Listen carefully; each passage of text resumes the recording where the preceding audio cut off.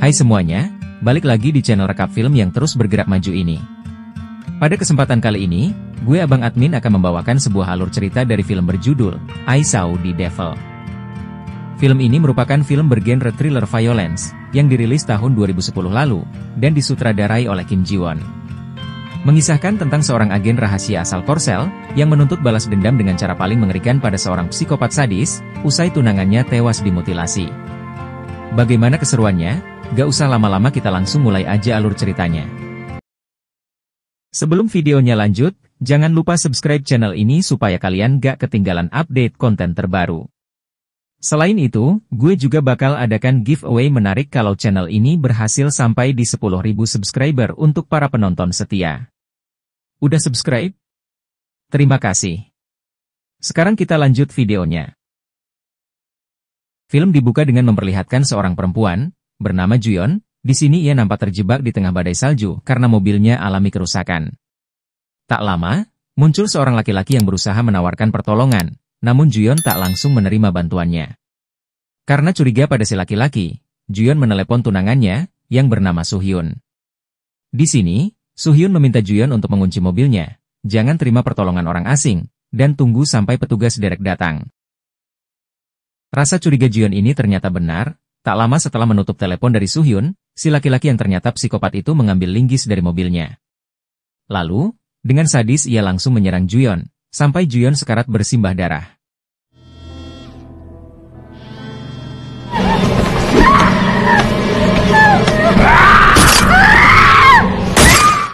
Beberapa saat kemudian, Juyeon yang masih hidup pun tersadar, dalam posisi tanpa busana, dan sedang diikat oleh si psikopat. Di saat terakhirnya, Juyeon memohon untuk dilepaskan, lantaran ia saat ini sedang hamil. Sayangnya, si psikopat tak peduli sehingga akhirnya Juyeon pun tewas dibunuhnya. Tak sampai di situ, selain dibunuh, mayat Juyeon juga dimutilasi dengan sangat biadab oleh si psikopat. Beberapa bagian tubuh Juyeon lalu disimpan, sementara sisanya dibuang ke sekitar wilayah tersebut.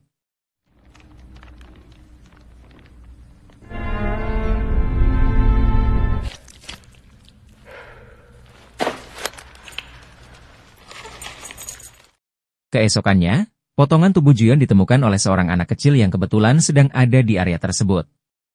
Usai penemuan itu, pencarian lebih besar pun dilakukan oleh petugas gabungan, antara polisi dan para relawan. Malamnya, situasi sangat ramai, bahkan ayah Juyeon yang juga merupakan polisi senior turut datang di sana. Suhyun sendiri sebagai tunangan mendiang Juyeon, juga datang untuk memastikan kabar buruk itu. Beberapa saat kemudian, salah satu petugas polisi akhirnya menemukan sebuah potongan kepala, yang setelah dicek ternyata itu adalah kepala dari Juyeon.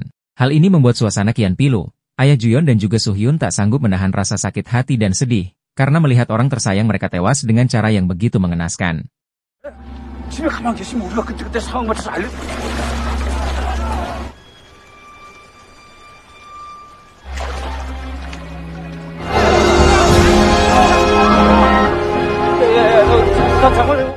Setelahnya, proses pemakaman Juyeon pun dilakukan, dan usai acara tersebut, Suhyun menemui ayah dari Juyeon, yang kita panggil saja Ketua Jang. Intinya, di sini Suhyun meminta izin pada Ketua Jang, untuk mencari tahu siapa pelaku pembunuh Juyeon, dan ia juga bertekad membalaskan dendamnya pada si psikopat tersebut. Selesai dari acara pemakaman Juyeon, agar bisa melancarkan aksi balas dendamnya dengan baik, Suhyun pun meminta izin cuti selama 2 minggu dari pekerjaannya sebagai seorang agen rahasia atau intel. Di momen ini, Suhyun juga meminta salah satu rekannya untuk meminjamkannya sebuah alat pelacak canggih berbentuk kapsul, yang bisa merekam lokasi dan suara seseorang.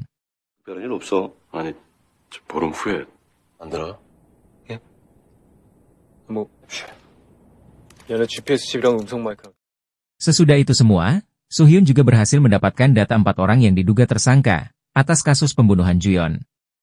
Tak menunggu lama, Suhyun langsung mulai bergerak melancarkan aksinya.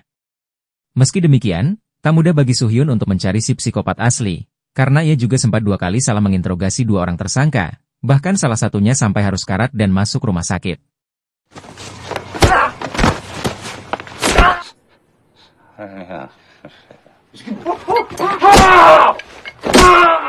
Sampai akhirnya, ia pun sampai ke tersangka yang ketiga dalam daftarnya, seorang pria bernama Kyung Chul, alias si psikopat asli. Sebelum bertemu Suhyun, malam harinya si psikopat masih sempat melancarkan aksi kejinya. Seorang perempuan yang pulang bekerja seorang diri, tewas di tangan si psikopat dengan cara yang sama seperti cara tewasnya Juyeon. Setelah berhasil membunuh dan memutilasi korbannya, si psikopat bahkan masih bisa bersantai seperti tidak bersalah.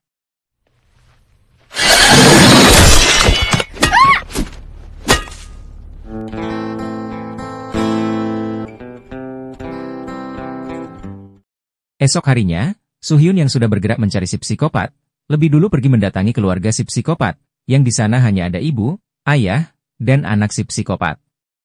Dengan berpura-pura sebagai seorang agen asuransi, Soo-hyun berhasil mendapatkan data diri yang lebih lengkap, termasuk foto dari sosok Kyung-chul alias si psikopat. Setelahnya, Soo-hyun pun mendatangi kediaman si psikopat. Di sini, Soo-hyun menggeledah kamar si psikopat yang kebetulan saat itu tengah tak ada di sana. Saat membongkar salah satu rak, Soo-hyun menemukan banyak sekali pakaian dan barang-barang milik perempuan, yang kian menguatkan anggapan Soo-hyun, bahwa pria bernama Kyung-chul itulah sosok psikopat yang ia cari.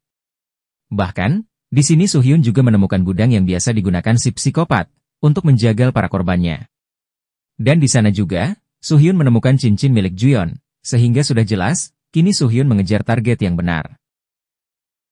Di tempat lain, si psikopat yang sehari-harinya bekerja sebagai supir mobil antar jemput sekolah, kini tengah bekerja melakukan tugasnya. Di waktu yang sama, beberapa polisi juga ternyata sudah mencurigai sosok si psikopat, sehingga si psikopat pun di hari itu juga dipecat dari pekerjaannya sebagai supir. Karena stres, si psikopat pun malam harinya kembali berusaha membunuh salah satu siswi yang ia antar tadi. Sebelum membunuh sang siswi, si psikopat bejat ini bahkan hampir memperkaos anak sekolah tersebut. Tapi, sebelum sempat melancarkan aksinya, si psikopat terganggu oleh sebuah suara di area tersebut.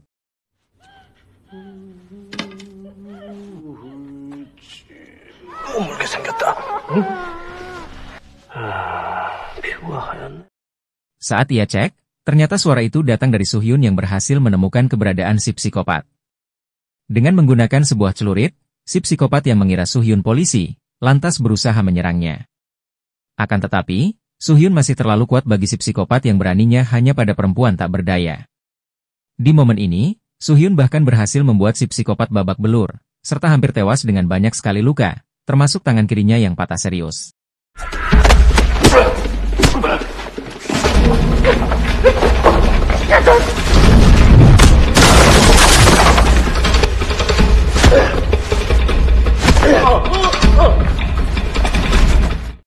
Namun, ketika Soo-hyun baru saja akan memfataliti si psikopat, Soo-hyun berubah pikiran. Di sini, Soo-hyun kemudian memasukkan alat pelacak berbentuk kapsul, yang tadi ia dapat dari rekannya. Lalu ia pun langsung meninggalkan si psikopat begitu saja.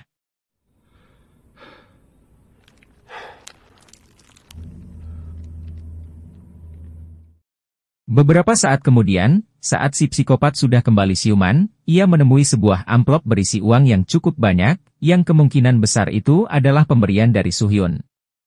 Setelah itu, si psikopat membersihkan dirinya dan mulai berjalan ke arah jalan pulang.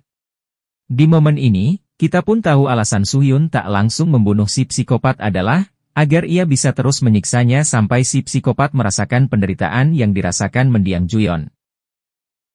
Singkat cerita, si psikopat akhirnya kini mendapatkan tumpangan taksi untuk pergi ke rumahnya. Di dalam taksi, ada satu orang pria lain, yang mana ini nampak mencurigakan. Di sini, si psikopat sadar ada yang tak beres dengan orang-orang di dalam taksi tersebut. Lalu benar saja, dua orang di taksi tersebut termasuk sang sopir yang ternyata komplotan perampok, langsung menyerang si psikopat. Anehnya, dua pria itu bisa dikalahkan dengan mudah oleh si psikopat, bahkan dengan kondisi tangan kiri si psikopat yang patah.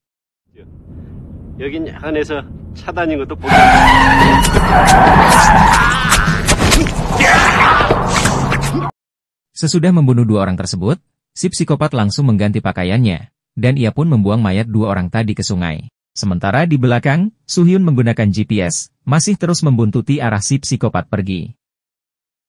Keesokannya, sebelum sampai di rumahnya, si psikopat lebih dulu mendatangi sebuah klinik untuk mengobati luka-lukanya. Di sini, si psikopat dengan sifat gilanya bahkan membuat dokter di klinik itu ketakutan. Selain itu, saat melihat seorang perawat cantik di klinik itu, si psikopat yang bernafsu lantas menggodanya. Tak hanya menggodanya, si psikopat bahkan berusaha memperkaos si perawat.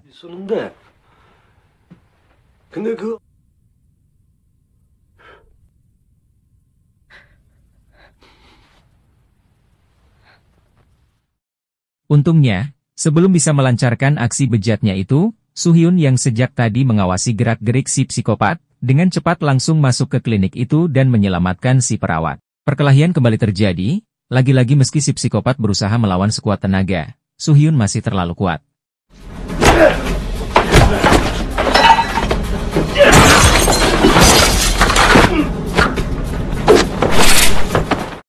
Kali ini untuk membatasi gerak-gerik si psikopat, Suhyun dengan sadis memotong urat Achilles di bagian tumit si psikopat yang membuat si psikopat berteriak keras sekali karena kesakitan.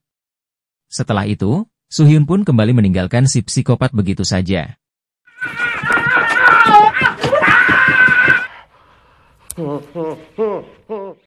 Di momen ini, si psikopat mulai penasaran kenapa Suhyun selalu bisa menemukannya. Ia curiga ada alat pelacak di dekatnya, namun setelah ia cari-cari, ia tak menemukan alat pelacak apapun.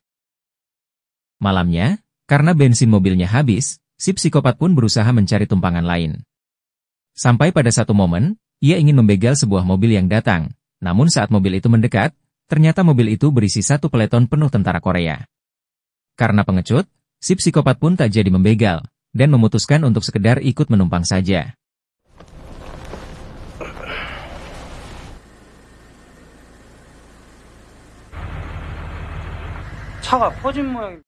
Saat sedang mengikuti si psikopat, Suhyun mendapatkan telepon dari ketua Jang, dan adik dari mendiang Juyeon, yang bernama Seon. Di sini, mereka berdua meminta Suhyun berhenti mengejar dan menyiksa si psikopat karena itu hanya akan membawa masalah. Mereka menyarankan, jika Suhyun memang menemukan si psikopat, lebih baik langsung diserahkan saja pada polisi.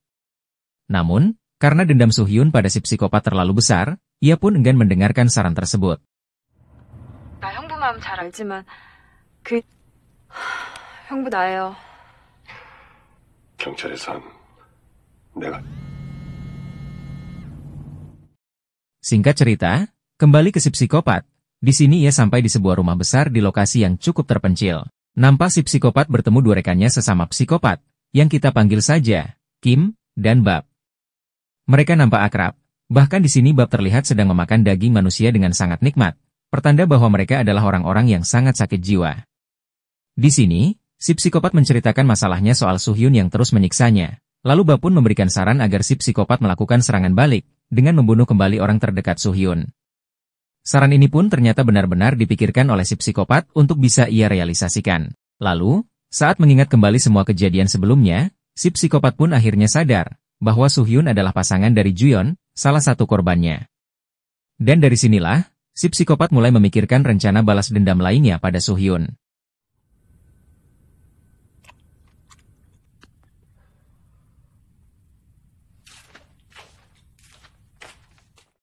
Beberapa saat kemudian, Bab sedang mengecek persediaan daging manusianya, karena sudah menipis, ia pun lalu berencana menjaga lagi salah satu perempuan yang sudah ia tawan selama ini. Di sini, kita pun tahu kalau rumah besar itu juga dijadikan markas, dan juga rumah jagal oleh para orang gila tersebut. Singkat cerita, Bab sudah mengeluarkan salah satu tahanannya, seorang perempuan muda, akan tetapi saat baru saja akan dibunuh, sebuah suara muncul, sehingga Bab menunda membunuh tahannya itu. Ketika mengeceknya, ternyata suara itu muncul dari sosok Suhyun, yang sudah berhasil menyusup ke rumah jagal tersebut. Tanpa basa-basi, Suhyun yang sudah muak langsung menyerang Bab, dan tanpa kesulitan, Suhyun bisa melukai Bab yang bertubuh besar. Di waktu bersamaan, suara ribut di dapur terdengar oleh si psikopat, sehingga ia pun mulai bersiaga dengan membawa sebuah senapan.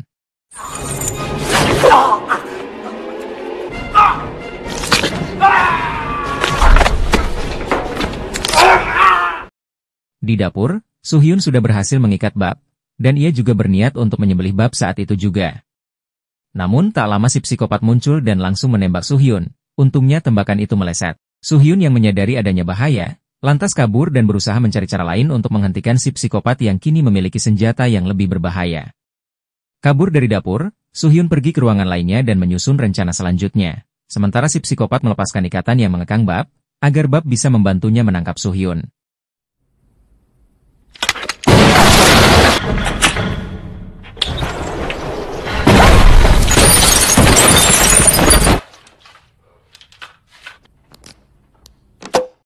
Kembali ke Suhyun, saat sedang mengendap-endap, ia tiba-tiba saja diserang oleh Kim, tapi dengan mudah Suhyun bisa melumpuhkan Kim. Tak lama, Bab kembali muncul di hadapan Soo-hyun dan berusaha menyerang Soo-hyun. Namun, Soo-hyun kembali mampu menghajarnya, sampai kepala Bab bocor bersimbah darah.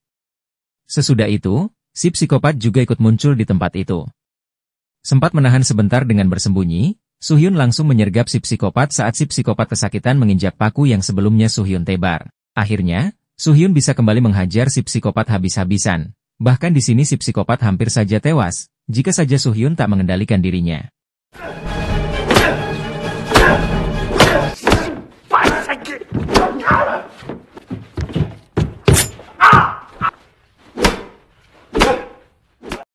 Sesudah menyikat semua orang gila di rumah jagal itu, Soo-hyun membawa si psikopat ke rumah sakit berbeda. Sementara Kim dan Bab yang ternyata masih hidup juga, ia serahkan pada kepolisian. Di tempat lain, seorang kepala penyidik, bernama Hong, meminta Ketua Jang untuk membujuk Soo-hyun, agar ia mau berhenti mengejar si psikopat dan serahkan ini semua kepada kepolisian. Sementara kembali ke Soo-hyun, ia kini tengah merawat lukanya di rumah sakit bersama rekannya sesama agen rahasia. Di sini, rekan Soo-hyun ingin membahas soal kapsul pelacak pemberiannya. Namun Soo-hyun tahan karena di sampingnya ada si psikopat yang bisa saja mendengarnya. Sayangnya, si psikopat yang berpura-pura masih tak sadar, ternyata sudah tak sengaja lebih dulu menguping perihal kapsul pelacak itu. Singkat cerita, si psikopat sudah sadar dan ia tengah ada di sebuah terowongan. Walau kondisinya kian kacau, si psikopat yang sudah tahu soal kapsul pelacak di tubuhnya, lantas bersemangat, ia yang tahu suaranya bisa didengar Soo-hyun, lantas menantang Soo-hyun, dan menyatakan perang pada Soo-hyun mulai saat ini. Bahkan, si psikopat juga mengatakan kalau ia sudah tahu soal identitas Soo-hyun, dan ia akan balas dendam atas tindakan Soo-hyun. Tahu bahwa ini semua adalah tanda yang buruk, Soo-hyun langsung bergegas mencari si psikopat sebelum si psikopat berhasil melepaskan kapsul pelacak itu dari tubuhnya.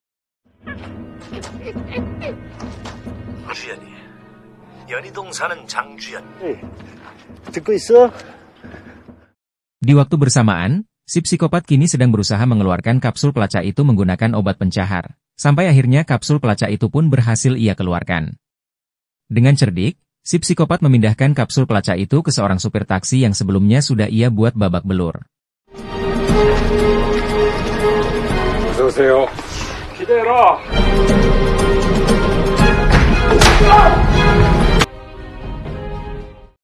Hal ini membuat Soo-hyun terkecoh dan akhirnya Soo-hyun pun kehilangan jejak si psikopat di titik ini.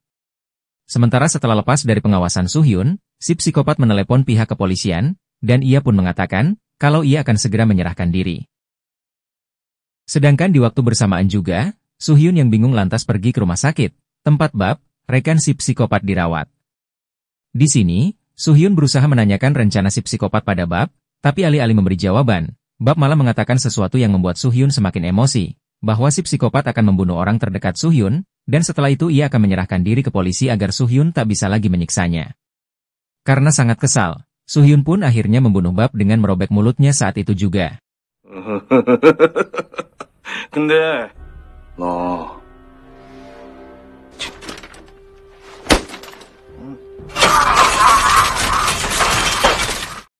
Usai membunuh Bab, Soo-hyun berusaha menghubungi Ketua Jang, namun sayangnya semua sudah terlambat, karena si psikopat entah bagaimana caranya sudah lebih dulu sampai di rumah Ketua Jang.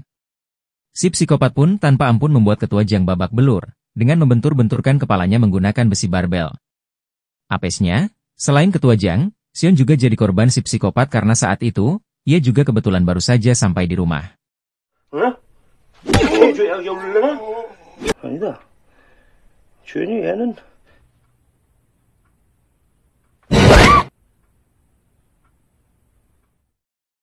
Singkat cerita, Soo-hyun akhirnya sampai di rumah Ketua Jang, tapi semua sudah terlambat karena Ketua Jang sudah dalam kondisi sekarat, sementara Seon hilang diculik si psikopat.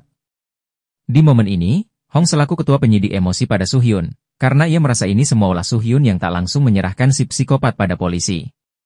Melihat ayah mertuanya sekarat, tentu membuat Soo-hyun sedih, dan juga darahnya kian mendidih karena emosi pada sosok si psikopat. 야, 네가 지금 무슨 짓을 한 줄 알아? 네가 무슨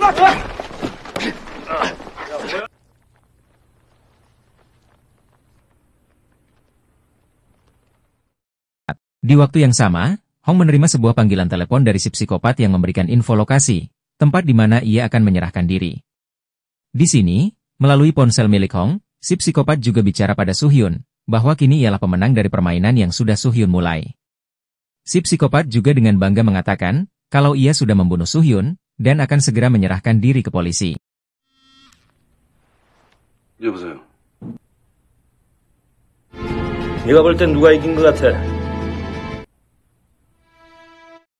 Usai itu semua, seusai ucapannya, pada satu momen si psikopat akhirnya sampai di lokasi yang sudah ia kabarkan pada pihak polisi.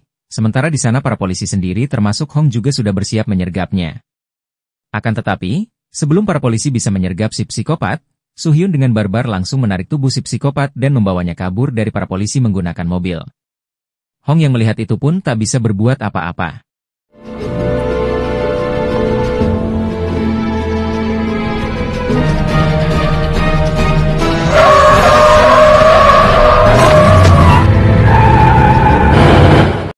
Singkat cerita, sesudah menangkap kembali si psikopat, Soo-hyun membawanya lalu mengikatnya di gudang jagal, tempat si psikopat biasa menyiksa dan memutilasi para korbannya. Di momen ini, Soo-hyun pun mengakui bahwa saat pertama kali ia menangkap si psikopat, harusnya ia langsung saja membunuhnya. Akhirnya, kini Soo-hyun pun mulai melancarkan balas dendamnya. Ia menyiksa si psikopat dengan membakar dahinya dengan rokok, lalu menusuk wajah si psikopat dengan obeng. Si psikopat ironisnya sempat meminta ampun pada Soo-hyun, tapi jelas Soo-hyun tak mendengarkan hal tersebut. Alih-alih ia malah mengatakan bahwa si psikopat akan mati dengan cara yang buruk, serta akan meninggalkan luka dalam dan rasa trauma pada keluarganya sendiri. 죽일 거였으면 벌써 죽였겠지.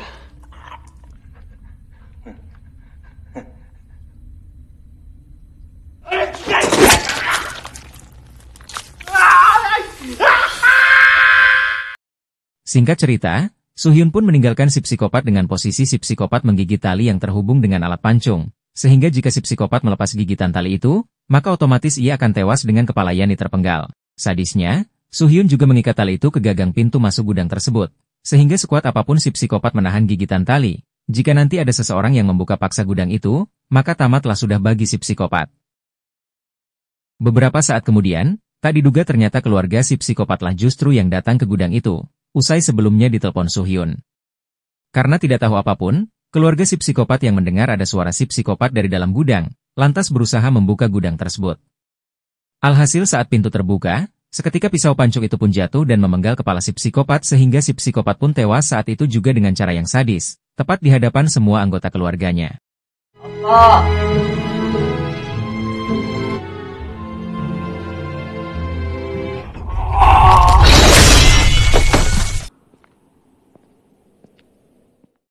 Di akhir film, kita diperlihatkan pada sosok Soo-hyun yang mendengarkan momen kematian si psikopat lewat alat perekam yang ia sudah taruh sebelumnya. Meski puas akan hal itu, Soo-hyun di sini tak kuasa menahan tangis. Ia nampak menyesal karena sebelumnya banyak hal buruk sudah menimpa orang-orang terdekatnya, lantaran ulahnya yang keliru dalam memperlakukan si psikopat. Setelah itu semua, film pun selesai.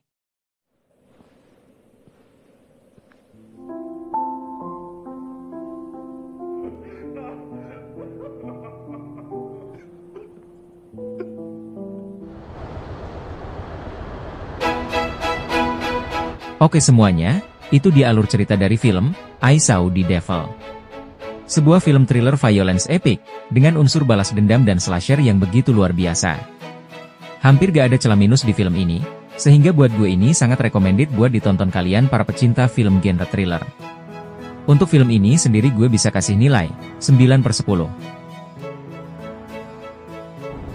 Sekian untuk video kali ini, terima kasih buat yang udah nonton, dan mohon maaf kalau masih ada kekurangan.